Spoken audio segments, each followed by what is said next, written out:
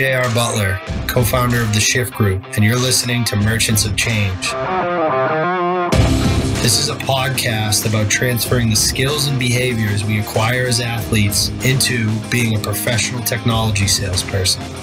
Each week, we'll introduce you to a top performer who will help us understand how they became professional merchants of change.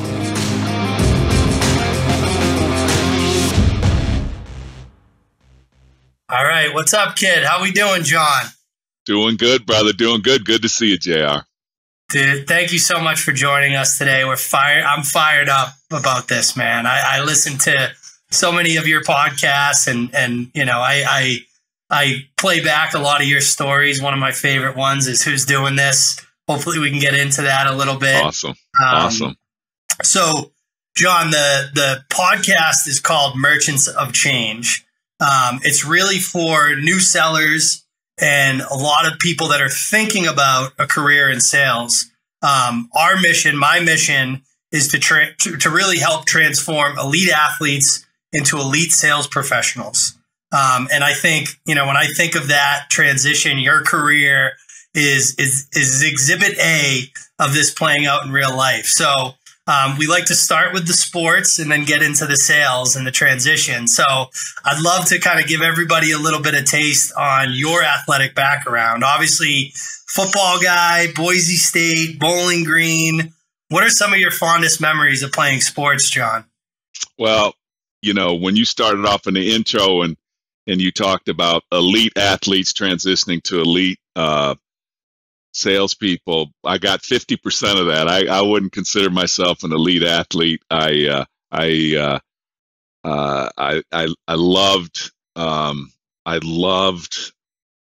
my fond memories of about competing and about, you know, college football. I really got lucky. So I was able to play with a national championship team out in Boise, Idaho. How I got out there is a whole nother story that we don't have enough time because I'm from Detroit, and so I had some issues. I had some issues in high school that kind of had me go out 2,000 miles away from home. But the people that I met out there, and really, they're still dear friends of mine today in both schools, and I was able to.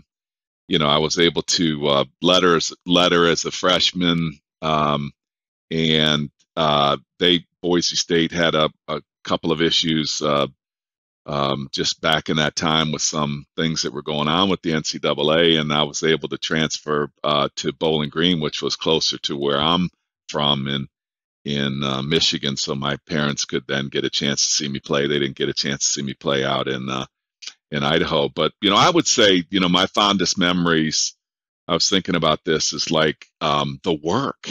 Like, believe it or not, it was the work. It was the physicality. I was a little bit of a knucklehead on defense, and the physicality of being able to completely spend, you know, energy and you know, laying on, like Vince Lombardi talks about, laying on the battlefield, you know, exhausted and victorious. And then what I've really come to really covet now, JR, is the relationships with my buds. Like, and I go back and speak to the school. I spoke to Bowling Green last year, and it was a blast for me to go back and speak to the team. And I remember saying to them, you're going to underestimate the relationships with these teammates. You're going to underestimate it, you know. I said, look to the left, you look to the right of you, like they told me to do. And, you know, somebody's not going to be here and blah, blah, blah. And I took it forward, and I said, you know, somebody's going to die early, and somebody's going to their family's going to get into trouble, and somebody's going to really make it, you know, outside of football and do some really, really great things. And you're going to rely on each other later on in life. And so I really, really covet those relationships, have great relationships with folks from Boise State and from Bowling Green. I've been really, really lucky, really lucky. So you were a pretty aggressive defensive player. That was kind of your kind of knucklehead dude. Yeah. I mean, I was pretty much a Neanderthal. I had no technique.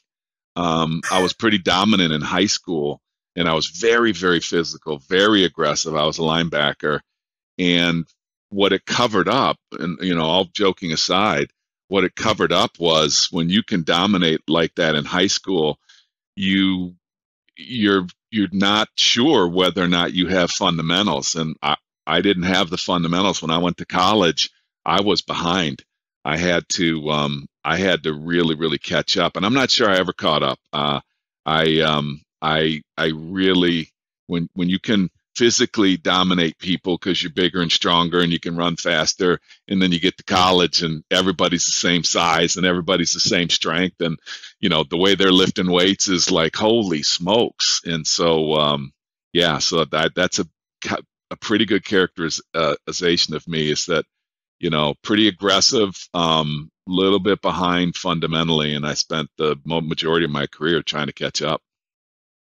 And it sounds like your teammates would describe you as like a great team guy, great locker room presence. Is that fair? No, actually. Okay, now today, if I'm being completely transparent and knowing what you do for a living, you're going to make this podcast successful. So it's going to go out there in the stratosphere. So let me tell you how my teammates would probably describe me back in the day as angry.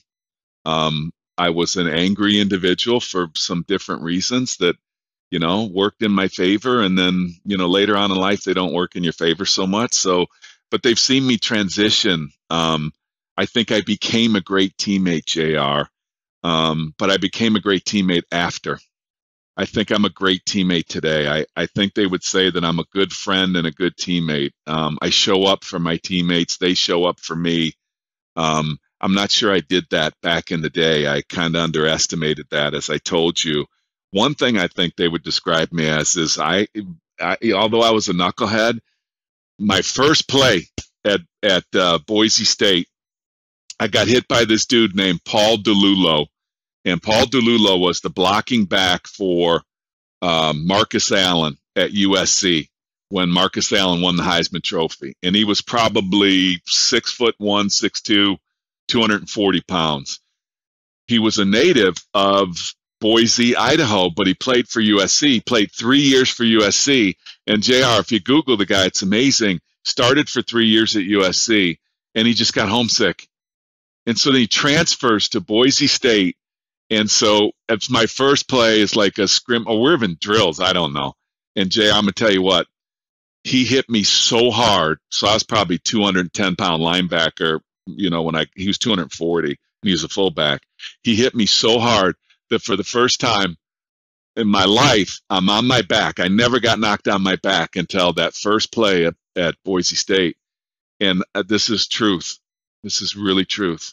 In that moment, I remember, in that day, I remember that I said, dude, you better hit your books because you are not going to be a professional football player. And I remember being okay with it. A lot of people get crushed with that.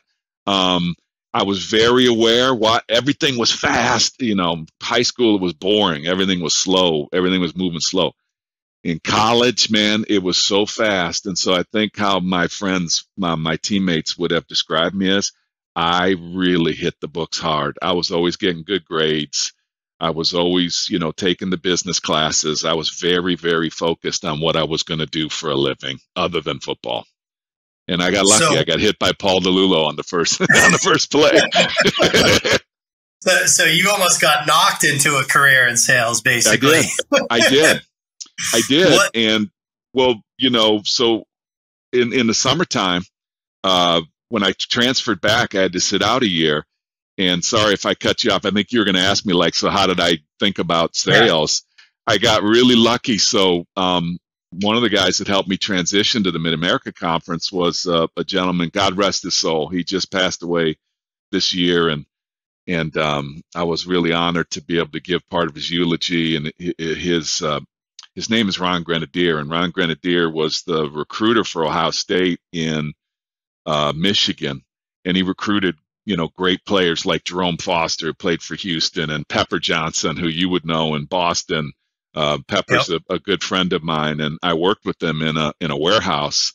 He had athletes working for him, and as he was, recruiting and getting, I wasn't good enough to play for Ohio State, but Mr. Grenadier was very, very gracious for me, and was just a wonderful human being, and was at a good time in my life. And I would, at the end of the day, JR, I would sit in his office because he drove me back and forth, because it was downtown Detroit was where the facility was.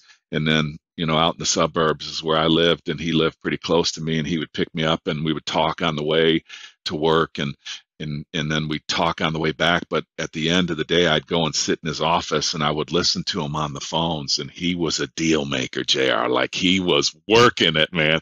It was a company called Wolverine Metal, and he was in the scrap metal business, but this dude was an incredible salesman.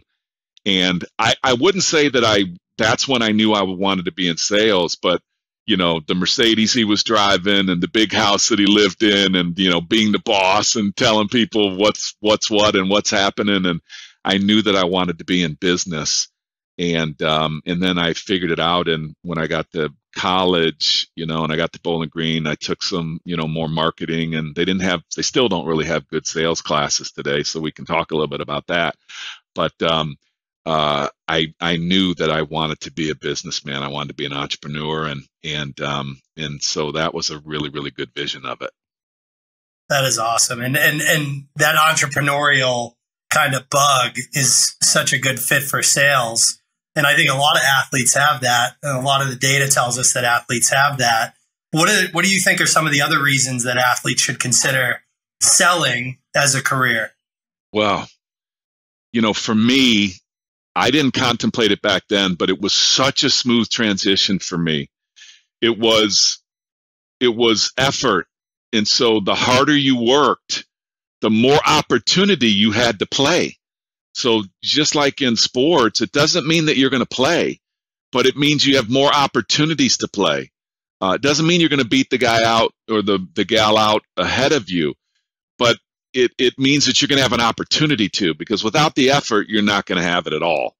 So that direct correlation of effort, playbooks, having to learn a playbook, having to learn a system, collaboration, teamwork, all that stuff is second nature to athletes. And the icing on the cake, JR, is meritocracy, where, you get rewarded for how you perform. And I'm not talking about the NIL and that stuff now. That stuff didn't exist when, licensing didn't exist when we were back in the day. But, it did when I went to Xerox and PTC, and it's like, okay, if I outwork people, and if I learn the playbook, and if I spend extra time watching film, or whatever the translation, the equivalent is, and I be the best that I can be by focusing on the fundamentals, I get paid.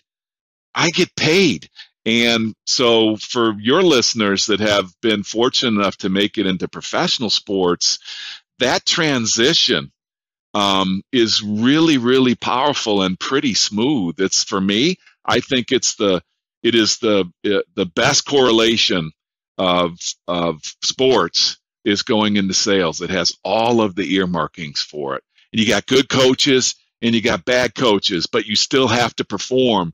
It's like, it doesn't matter. The excuse department is closed. That sign on the shirt that I'm going to get made up, I love it. It's like, nobody cares. Work harder. All of that translates into the business world, into sales. And I think that I really highly encourage. I do it all the time. I'm on the phone with athletes all the time that call me, and kids that my kids, my kids' friends, and that kind of stuff. I always am really keen on talking to former athletes, because they're used to putting in the work. I'm not telling you it is a 100% no-brainer, but it is the best environment, the closest environment probably that you've been involved with in transitioning into sales. I'm really, really high on that concept. And so that's why I love what you do for a living. I think it's just fantastic. Yeah, we talk constantly. We have a course on like sales as a team sport, and this idea that like as a sales rep, you're like the quarterback, and your job is to bring in all these tertiary kind of groups and people to help you serve the customer. And like, if 90% of the kids we ask, what do you miss most about sports? They all say that the locker room, the team. Yeah. When we talk about, like, you get that right back on day one as a seller, including the coach, including the mentor that you're missing. And I definitely want to get into Xerox and PTC. But stay on that one for just a second, because this collaboration thing, I think people underestimate. There's a lot of athletes, especially ones that go to the pros, that they rose above the rest of their teammates, and therefore they might have gotten special treatment, or they might have not had to have done all the things. You got to be careful, because if you were an elite athlete, I'll just be completely transparent. The best sellers I've ever seen, the best business people I've ever seen that were athletes, they were walk-ons. Right on. They were walk-ons. And so they knew what, and I'm not saying they didn't become great, but they knew what it took to be great. And sometimes people just have DNA and they have experiences where they are blessed. And a lot of people that go on to the pros, you just got a better chance of being hit by lightning than playing a professional sport. So if you go on to be an elite athlete, you have to kind of keep that in check a little bit. There's nothing worse than an elite athlete that doesn't know why they're elite. And therefore, they can't capitalize on the things that they do well. They can't teach others. Some of them struggle to be coaches because they can't explain why they're so great. The last thing on that is the collaboration piece. All sales jobs today, if you go into software, let's say, 99% of them are software as a service, and they are, collaboration, a collaboration sale where you're moving along with the use of that product, with the buyer of that product. And so different people are introduced into that buyer's journey. So if you were somebody that were like, if you were an offensive lineman in football and you knew what the guard was doing and you knew what the tight end was doing, or if you were a receiver and you knew what the other receivers were doing, if you were a quarterback, they do really well because they're familiar with what everybody's doing. The message I'm giving you is, learn what everybody's doing in that environment. If you're just a seller today, you go in to be a seller, you say, okay, I'm a left tackle, I'm going to learn my job and be a left tackle. You're at risk a little bit because you have to go back and understand, even if you're a great left tackle, you still knew what the left guard was doing. You still knew what the tight end was doing. That'll come out big time in your selling career, and tap into what everybody's doing in the sales process. It'll make you a better seller by knowing what everybody else is responsible for. Does that make sense? Sorry, I took so long on that, but I think it's a really, really good point. And by the way, when you're interviewing, don't just talk about what made you great and how great you were at your position or what have you. Don't forget to tap into being a student of really understanding what everybody on the field was doing. That's going to help you in sales for sure. Yeah, understanding those swim lanes and why they're important and how you leverage them makes a huge difference. Huge difference. And I also think, like, obviously we're focused on getting most of the people we place are getting their first sales job, right? And I'm so excited to get your take on this because of where you started your career. We have a lot of conversations about, because we have so many hiring partners and we get them in front of a bunch of opportunities, and then they get offers and it's like base salary, here's your OTE, here's the benefits. You're going to work in the office first, you're going to be remote. And like, I have some strong beliefs of what they should be looking for in their first company. And I know you have an incredible experience around this. Can you just talk about, like, what should candidates looking into their first sales role, what should they be really looking for that potential employer? Like, what do you think are the things that matter the most? Well, I think especially for, you could say this is for anybody, but I think it's also even more acute for former athletes is I think you want to look for a culture of coaching. You want to look to get into an environment where the company has a culture of coaching. When you think about it, unless you were just like a freak superstar DNA, and they exist, like, you could be at a little bit of risk there if you didn't really need coaching or what have you. You're going to need it in sales. Make no mistake about it. You're going to need it in sales. And so when you can go into an environment that has a culture of coaching, and how do you know that? Like, you ask questions to this hiring manager that's interviewing you, and don't underplay that interview. That interview is 50% of that is for them to vet you. The other 50% is for you to vet them, and you have to take advantage of that. So I ask questions like, give me an example of a coaching experience that you're most proud of. I asked the hiring manager that. Like, give me an example of, who do I remind you of the most, and how did you coach them? And I ask them to get real specific, not generic, this is how I coach and this is how. Give me examples of people that have benefited from your coaching, because there's a lot of times you'll go into organizations and there's just bad coaches. And if there's bad coaches, you need to know that. Doesn't mean you're not going to go to the company, but then you got to make a decision. Okay, how am I going to get up to speed? Now I might have to look at some of the veterans and some of the senior people, but that's something that I really want to know. Let's get technical for a second, and let's look at the product, and let's look at the addressable market. You got to understand, how big is this opportunity? How big is the addressable market, or is this little niche thing? It surprises me how many people really don't think about that, and then they just run out of runway. So we've sold it to all the people we can sell it to, and now we're struggling a little bit. We've got a small addressable market. Another thing that I want to look for is, does the buyer understand what they're buying? Does the buyer, am I going to have to be the person that has to explain to the buyer what this is and how they're buying it, or do they have some history of buying something like I'm selling? It's a completely different sale. There's people that are evangelist sellers that are going out and they're educating the marketplace, or there is a problem and a need that a customer understands, and so they understand that problem very well, and they have a history of buying. I like to move into sales careers in the beginning where the buyer has a history of buying. Those are some of the big ones for me. What I leave out, JR? Well, I think, like, going back to the product, right? Like I used to use the term missionaries versus mercenaries. I think yours is Patriots versus mercenaries. Like, I think it's important to have a belief in the mission, right? And be able to get passionate about it, right? Do you think that has a lot to do with company? I love it. Thank you for reminding me of that. Like, I'm big on this concept of, I call it Patriots versus missionaries. And, whatever you do, you're going to have to wake up in the morning.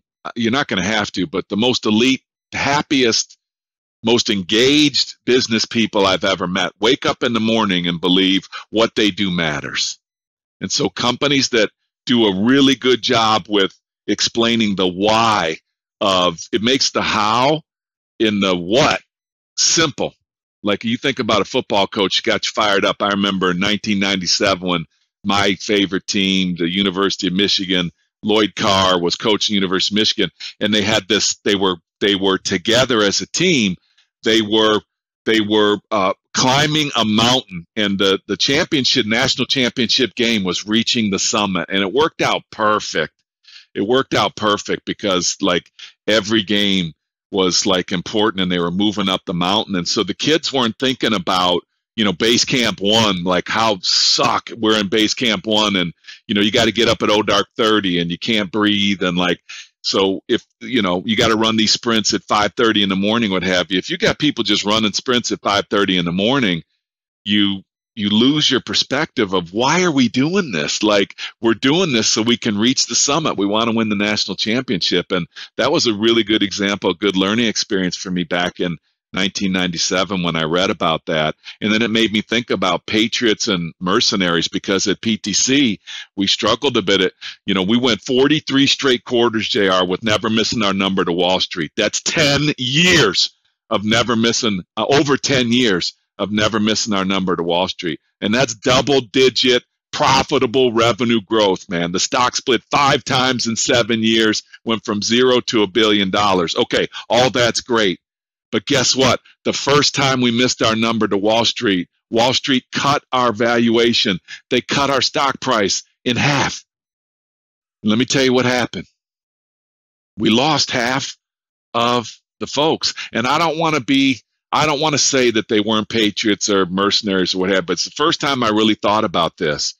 And I watched a lot of people leave when the culture is all about the stock price, and leaders get lazy a little bit. And sometimes if that's all you're talking about is the stock price and the wealth, and if that ever gets under pressure, then what happens is, if that's what the culture is based on, and think about it now, valuations of companies, growth, with all these economic headwinds, I'm watching it right now, JR.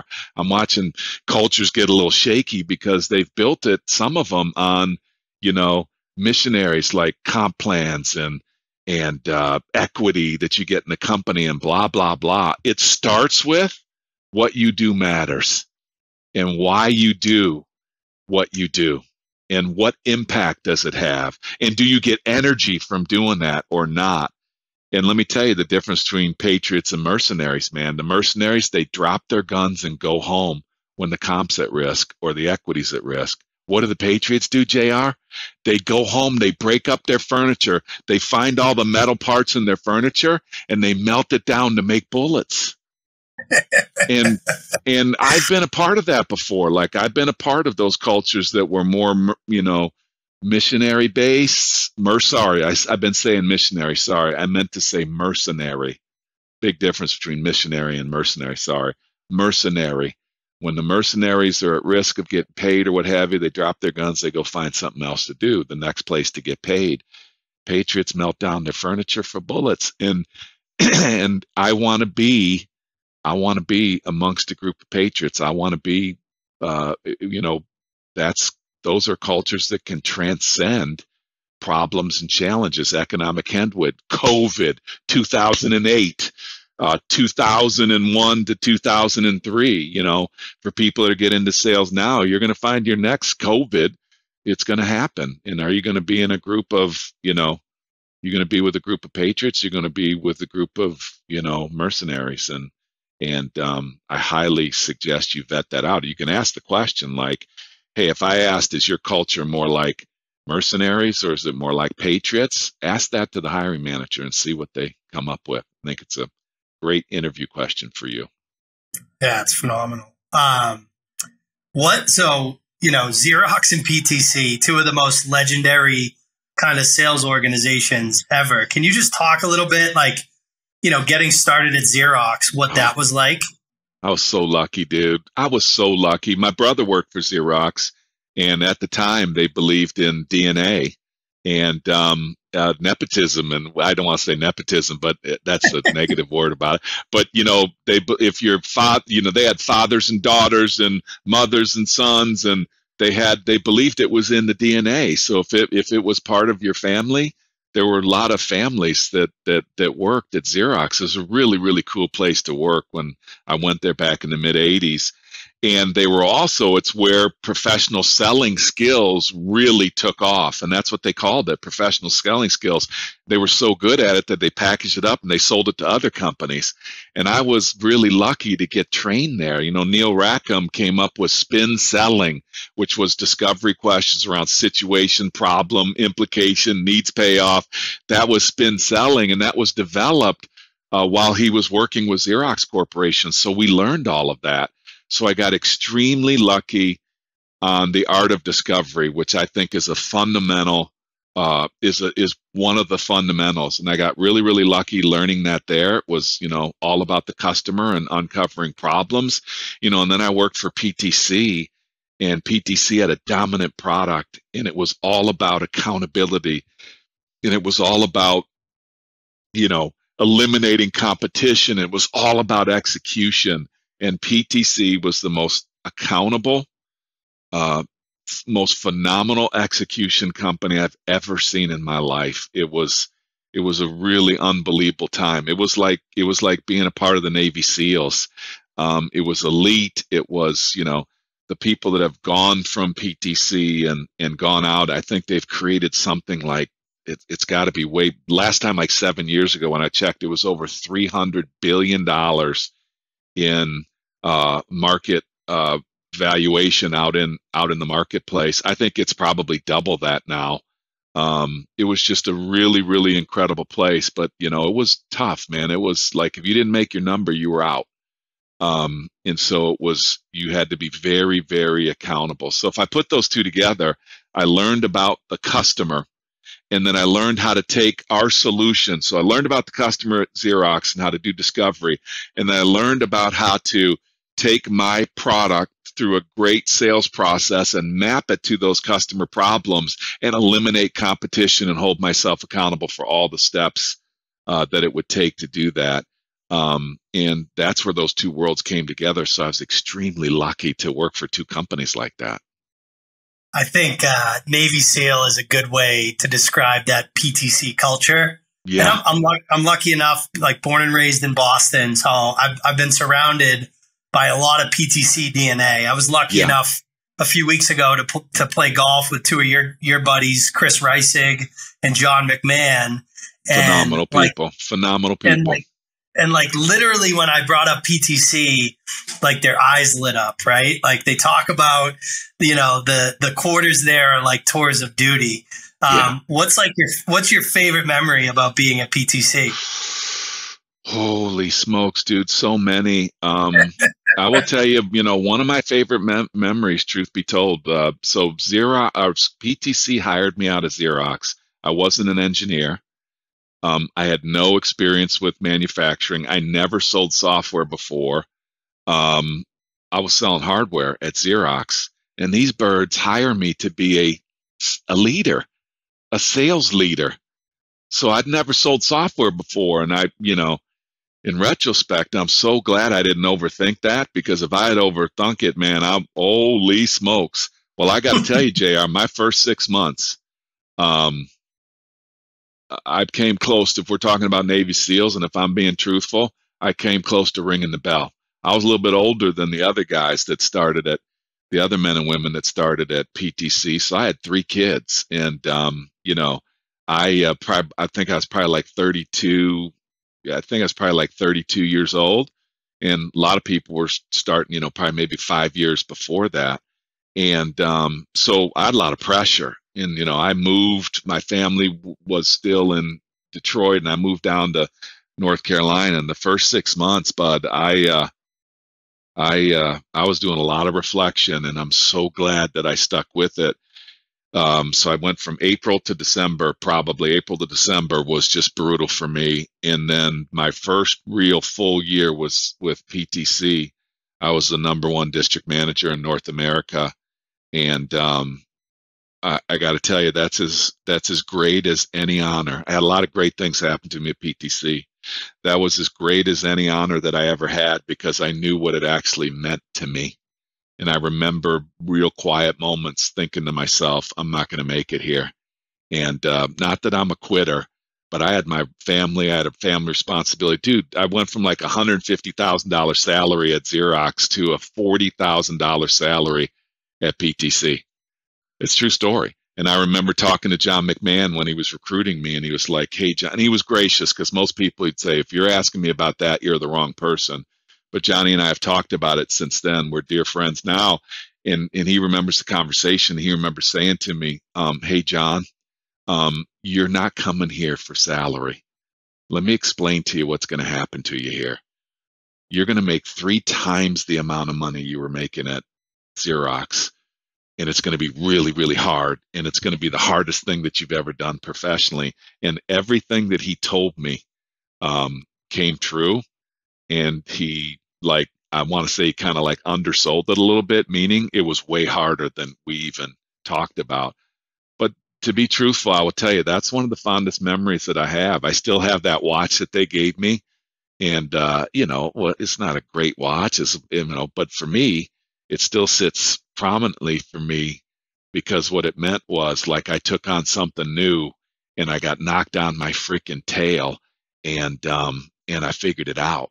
And I'm really, really proud of that. It's probably my fondest memory. I got a lot though, dude. I have all the people I met, you know, all those people that you know in Boston, the relationships, we get together for reunions. We got one coming up, and it's incredible how many people show up to these things. And what's incredible also, JR, is like the success of these people is phenomenal. It was a really, really cool place to be. It's crazy. The coaching tree out of PTC is like Belichick for football. It's just nuts. It's crazy. And we all had it. Like when you say that, JR, we had to have a downline, and you were evaluated by your downline. You could have been the greatest leader in the world, but if you didn't produce other leaders, you were not going to progress in that company. And when you think about, like, we can talk about Chris Rysick. Chris Rysick has his own downline, and people that are like Chris Rysick's people. John McMahon has his downline, which was, bigger. We're all in John McMahon's downline. John Hanlon has his. Kaplan has his. Wilson has his. Tim Cavins has his. Terry Powers has his. Ann Gary has hers. Tammy Sexton has hers. It's just, all of the people have downlines, and typically, those downlines go to like EMC, and then they go to, like, you'll see these factions of people, Mark Cranny's people that went to Opsware and then went into, HP, and, McMahon's people went into Blade Logic and BMC, and it's just phenomenal. Like, you can always trace it back to the downlines. Really cool. Yeah. And I, you talk about like inspiring that next group of leaders is really what those guys have done. Right. And I think I remember when I was thinking about starting Shift Group, I reached out to you to tell you a little bit about it. And you went through a similar transition where you went from sales and sales leadership into, starting force management. And I, as a student of force management, I can honestly say, learning the stuff that you guys teach at Turbo changed the trajectory of my company or my career, excuse me, and our company, candidly. Like, we increased conversion rates. We, everybody was playing from the same playbook. Like, there was just such a shift in the culture and the way that we approached our business. Like, how did you first start thinking about starting what is really like a teaching company? Like, what was the story there? I'd love for this to be a greater story, dude. Let me be really transparent to you. So my father passed away in 2001, and I was in Europe, and I had been in Europe for 5 years. I was supposed to be there for 2 years. I was there for 5 years, and I'm sitting on an airplane in 2001, and I'm looking around, and I was commuting. So at that time, I was probably running the international ops team, and my office was in London, and I was living in Frankfurt, Germany. So I'm commuting every week to London, and I'm looking around, and I'm looking at all these people, and I'm like, these people look awful. It's the same people that are on that 7 a.m. flight or, going to London from Frankfurt. Same people every week. And like, you kind of know each other, but nobody talks to anybody. You're like zombies, right? And I'm looking around, like, these people look awful. I hope I don't look this bad. And it was like dark outside, so the lights on the inside were on. So I looked out the window, and my reflection, I'm like, oh, I look that bad. I look like hell. And so what I wound up doing was, I'm like, wait, what's missing on this airplane? This is a pivotal moment for me. This is actually how force management was started. I took out a little Lufthansa napkin, and I wrote down in a circle, I said, passion. There's no passion on this plane. Like, what you do matters, and why you do what you do, or what have you. So that was ringing in my head. And so I took out a little napkin, and I wrote down passion. I said, okay, what are the things that I'm passionate about? Well, I'm passionate about my faith. I'm passionate about my wife. I'm passionate about my children. I'm passionate about my ability to utilize my God-given skills to create wealth. I'm passionate about my family, my biological family. I'm passionate about my friends. I'm passionate about my community. I still remember that vividly. And I said, okay, well, I flipped over the napkin. I said, well, okay, let's talk about this work opportunity here, this like passionate about skills. Like, what are you passionate about there? And I said, well, I really, really love coaching and developing people. I always thought I was going to be a high school football coach when I was growing. When I was younger, I wanted to be like a coach. I wanted to be like, and I actually, that's kind of what I do today is like, I've considered myself, I'm just like a sales coach that stands up in front of people and does that. So I got really, really lucky. I said, okay, well, but what will you coach? Like, what will you coach? And so I started to look at, the things that I learned at Xerox and the things that I learned at PTC and the things that I've learned about business. And I started writing it down, and that's how force management was born. I landed when I got to London. I picked up the phone. I called my best friend, Grant Wilson. He was just coming back from, it was a Monday, and he was just coming back on the weekend from a dear friend of ours whose twin brother committed suicide. So Grant was all turned upside down, and he was all like, the meaning of life, and like we all do when we face those things. And so it was perfect timing. And he was commuting to Boston for 4 years from Charlotte. He had an apartment in Boston. And so I just was on the phone with him, and that's how force management was born. And within a year, we launched the company. I had to get my family back, but that's how we launched the company. And how we launched it, JR, was just going to be, it was going to be a lifestyle company. And what I meant by a lifestyle company was we were looking for ways to replace our corporate incomes. And then it just kind of took off. So, and how did it take off? We picked up the phone and we called our network of former PTC people that were in different companies, the Thurmans of the world, the McMahons of the world. And they, the first thing they said was, well, can you come in and be our VP of sales or what have you? And he said, well, we probably could do that, but we're trying to form this company. And I never thought it was going to turn into what it's turned into today. We've recapitalized. We've sold it twice. It's grown into something that has become, probably the premier provider of, elite skills and alignment methodologies for sellers for hand-to-hand combat skills. If I'm being honest with you, if I told you, is that what I was envisioning? No, it wasn't. I wanted to be a better dad, actually. My father was an incredible father, and I just wanted to be present with my family. And I got lucky because I was able to be present with my family, moved back to, the United States. I coached my kids in sports and watched them go do the things that I wasn't really able to do in corporate America. And again, I feel like I really got blessed and was lucky. But that's how force management started, dude. It was going to be a lifestyle company, and meaning that it was just going to be Grant and I just consulting, and it turned into something else, which I'm pretty proud of. You should be. It's kind of ingratiating, like the skills that created the Xerox and the PTCs of the world into these like next generation software sellers and companies. And I think, one of the things that I took away from my own experience with force management was like this idea of getting you don't think of them as fundamentals, but they really are and I think, I know you're a huge believer in the fundamentals of selling and getting back to those and, enjoying the process of mastering those fundamentals. So like, a lot of the kids that we work with are kind of entry level, kind of BDRs focusing on prospecting and getting into closing roles as quickly as possible.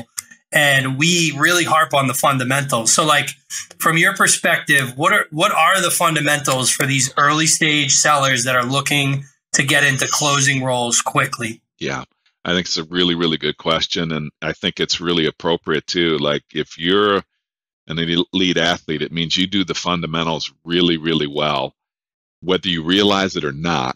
You can't be elite if you don't have the fundamentals. Now, some people don't realize that it's the fundamentals that make them elite, but if you can kind of get in tune with that, then I think you'll have a tremendous advantage. And for sales, I think the fundamentals have been this. It's Egypt old. It's old as dirt. I think we've talked about one of them, the fundamental of discovery and the art of discovery. and learning how to ask great discovery questions and how to position discovery, make it more about you. Make it more about an outside in, make it about the customer first and earn the right to make it about you. That's a whole topic there, but discovery is a clear fundamental. Attaching yourself to the biggest business issue, learning how to attach technical pain to business outcomes is a fundamental skill that the most elite sellers on the planet do. And I think it's one that you just got to get mastery on. Influencing decision criteria with your differentiation is an elite skill. So it's not just gathering requirements, it is understanding what the decision criteria is and influencing that decision criteria to make it more favorable through your differentiation and making it good for the customer. That's an elite skill. And then, JR, as you're well aware, being a voracious qualifier is an elite skill. When I say elite skill, I don't want to scare anybody. You got to start learning that now. I'm not saying it's like you go learn this, 10 years into sale. This is what you got to be doing now. And voracious qualifying, just to make it simple, go find a company that uses MEDDICC or MEDDICC. Get involved in that. That is the original qualification criteria that was started at PTC that led to the 43 straight quarters of, incredible performance. I would go to a company, or we're going to talk a little bit about, go to my company and, join the Ascender platform and learn those MEDDICC skills. That'll give you a massive fast start to a great selling career, to be a voracious qualifier with qualification criteria, of MEDDICC and MEDDICC. So those are the ones that I would say are like, you got to master. Those are the blocking and tackling of sales. Yeah, the tying to the biggest business problem or business goal is something that it changed the way I sell forever. Yeah, and I can't emphasize that piece enough. Like, it doesn't matter really what your product does, but if the outcomes are relevant to the C-suite, that's what you need to be talking about, right? You get relegated to who you sound like if you're talking about what they're talking about in earnings calls and in their 10Ks. Like, that's who you're going to get connected with and be able to sell to, right? Good, brother. Good learning right there, man. Good learning. I love it. It works, man. And so historically, John, I've obviously, and I think our listeners are the same, we've always thought of force management as a group that descends into an existing sales organization and really does like a lot of deep work around improving performance from like the foundation up, the message up, right?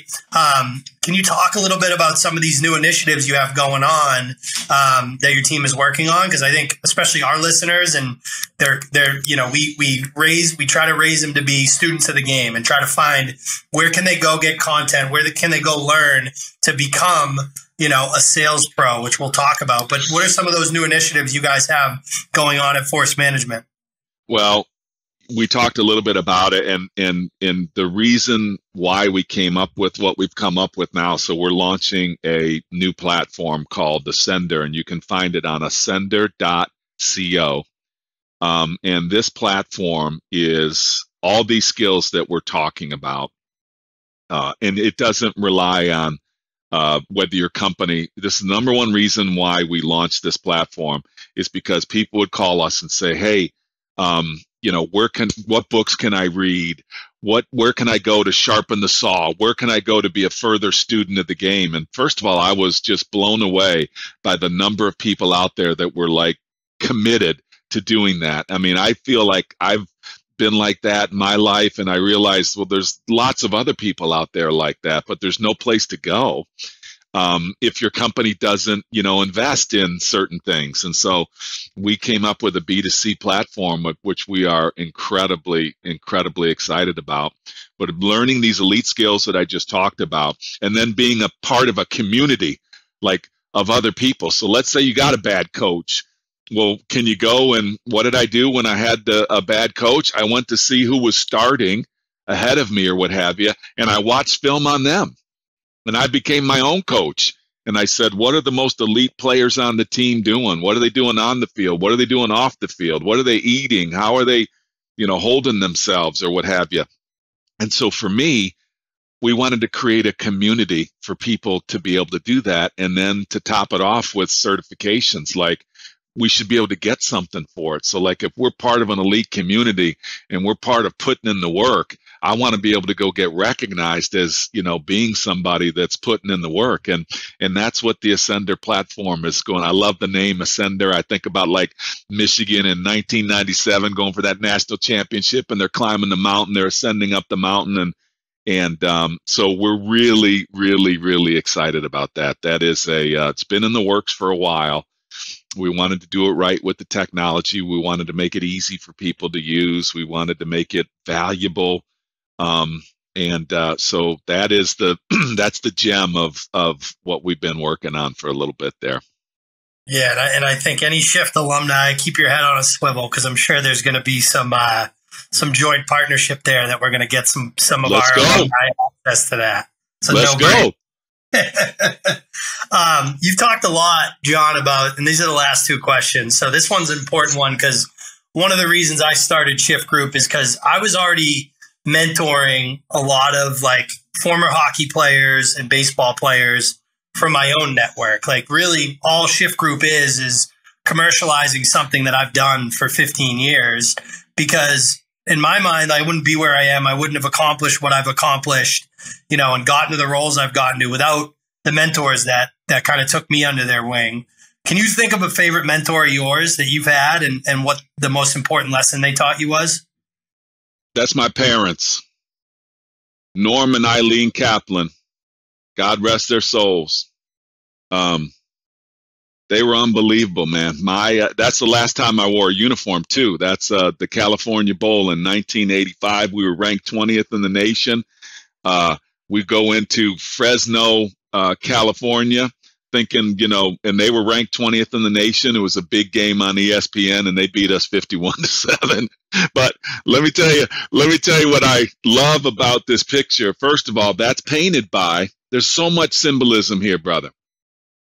That's painted by a teammate of mine, Greg Johnson in Detroit. You got to look him up on the internet. Greg Dirty, his nickname was Dirty. Greg Johnson is an artist in Detroit. He was a phenomenal artist back then, and I had this picture. You should see the picture.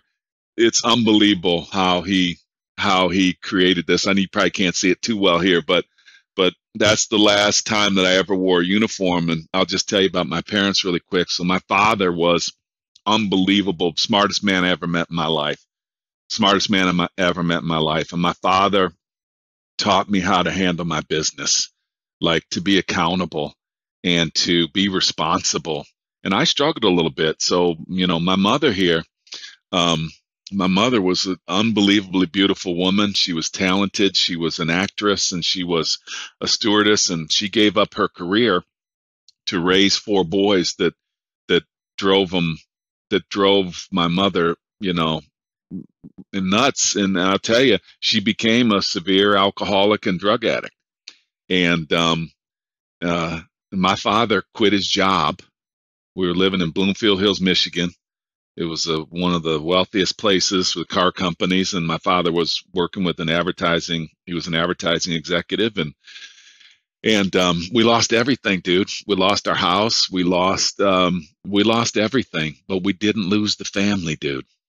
We did not lose the family. My 3 brothers went to the University of Michigan, the greatest university in the land, and they weren't athletes. They were the smart ones, and they're doing unbelievable things and raised families. And, my father kept the family together. His other knucklehead son, me, got an athletic scholarship. And so let me tell you what this woman did. So that's what my father taught me. Let me tell you what this woman did. She recovers, JR. She recovers, and she goes on to go to school at 40 years old. She goes through she goes and she 4 points college, and then she 4 points her master's program. And she comes out and she dedicates her life to substance abuse and counseling families on substance abuse. And my father passed away when she was 70. She would have been 68 years old. The Department of Defense hired my mother to work on military bases around the world. JR, she did it till she was 84 years old. 84 years old, she's working on military bases. She dedicated her life to the men and women in armed forces to work with them to not commit suicide. And that's what she dedicated her life to. So when you talk about, like, I know that not a lot of people, there's a lot of different stories, and I know that I'm just lucky. I was born into that. You know, my parents were the best mentors that I ever had. And let me tell you why this picture's so profound for me. That year, I tore my knee a week before the first ball game. That's the only game I played in. That's the only game that I played in. And I can't even get into the story of how badly I wanted to play. And we were, 11-0, and we were just tearing up the conference. And I was out so long that the younger kids I'm a senior, and the younger kids are coming up, and I just wasn't really that good for them to, so they were being nice to me and encouraging me and saying, hey, you're really good. Your grades are good. You're going to go get a great job. And by the time this game rolled around, I think I already had an interview with Xerox, and I wound up going there.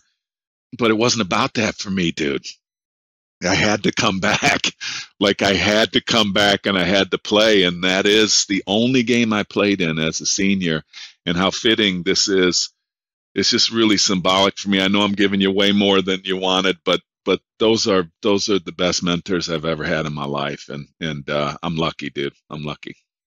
You gave me goosebumps. I'm celebrating 10 years of sobriety here in 18 days, John. So buddy, congratulations. Thank you. I appreciate the mission and journey that your mom went on, and to do what she did. It's incredible. Thanks, buddy. She was an incredible woman, dude. Incredible. And one of my biggest mentors is also my father's a legendary high school hockey coach here in Massachusetts, in the Hockey Hall of Fame. And I'm the oldest of three boys. Both my brothers played Division I hockey as well. One of them went on to the NHL and the Olympics. And when we were growing up, my dad used to say to us, listen, a lot of people play hockey, but there's not a lot of hockey players. Yeah, amen. He kind of instilled in us this idea of professionalism from an early age of being a pro. And now we try to do that with the kids we work with when they get into sales careers. We think the highest kind of nomenclature you can use to kind of describe someone is a sales pro. Like, this guy's a pro. This girl's a pro.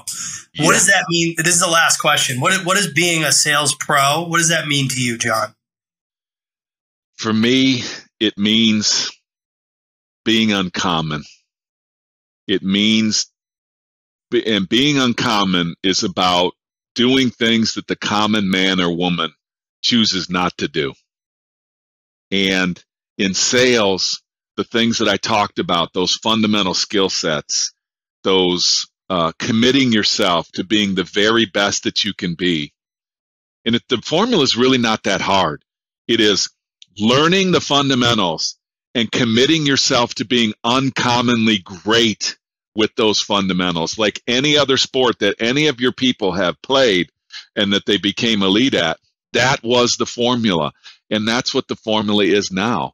And it's like putting that together. It's not just understanding what the fundamentals are.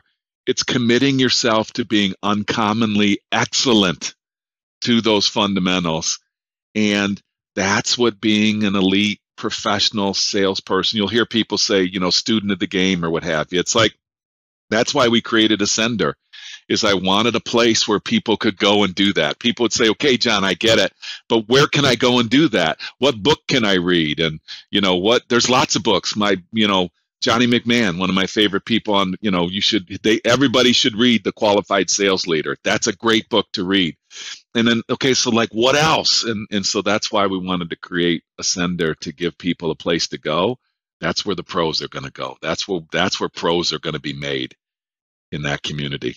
So thanks for allowing me to talk about that, brother. No, thank you. Thank you for joining us, John. And our alumni will know your voice because I make everybody listen to Who's Doing This episode. Oh, awesome. Awesome. Yeah, that's where Uncommon came from, brother. Who's doing this, JR? Who's doing this, baby? Who's doing this? Amen. Amen. John, thank you so much, man. I'm really excited, and we'll definitely continue the conversation on the back end on a partnership with Ascender and Shift Group. So thank you so much, and really appreciate you joining us, John. Thanks for having me, brother. Thanks to all your listeners out there. Go be uncommon. This wraps up this episode of Merchants of Change. If you enjoyed this episode, the most meaningful way to say thanks is to submit a review wherever you listen to podcasts. If you're interested in working with us, please come find us at www.shiftgroup.io.